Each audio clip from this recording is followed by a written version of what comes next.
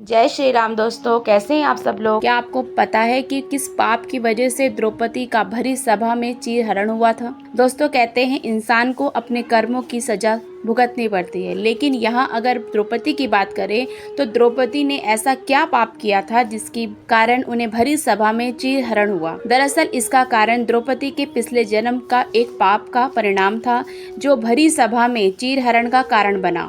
चलिए जानते हैं कि आखिर द्रौपदी ने ऐसा क्या पाप किया था जिसके कारण अनेक योद्धाओं से भरे हस्तिनापुर में उनके वस्त्र हरण का कारण बना।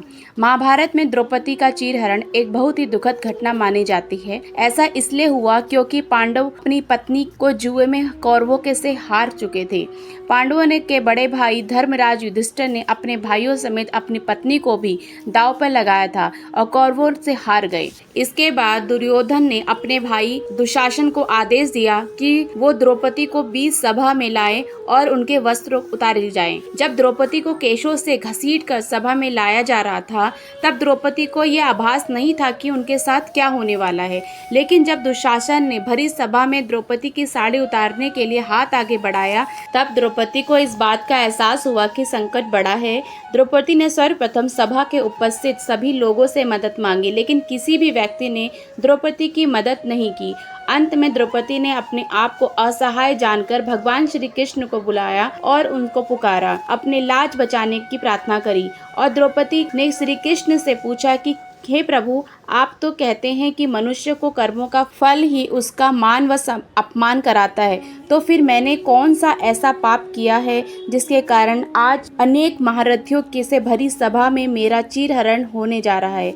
तब श्री कृष्ण ने द्रौपदी को उसके पूर्व जन्म का स्मरण कराया कि पूर्व जन्म में वो एक राजकुमारी थी। एक दिन द्रौपदी अपने सखियों संग गंगा स्नान पर जा रही थी, तो उन्होंने देखा कि गंगा के पर एक संत भी स्नान कर रहे थे और संत ने अंग वस्त्र गंगा के किनारे देखकर द्रौपदी के मन में शरारत करने का मन किया और उसके बाद उस संत के कपड़े उन्होंने किसी जगह पे छिपा दिए और चुपचाप किसी दूसरे स्थान पे जाकर स्नान करने चली गई।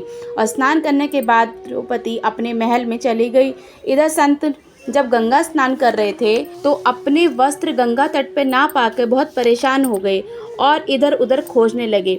बहुत खोजबीन करने के पश्चात संत को अपने अंग वस्त्र एक जगह पर छिपे हुए मिले। तब उस संत ने क्रोधित होकर श्राप दिया कि आज जिसने भी मेरे साथ ये किया है और मेरे वस्त्र हरण किए हैं, एक दिन उसे भी अपने वस्त्र हरण होने पर समाज के सामने लज्जित होना पड़ेगा।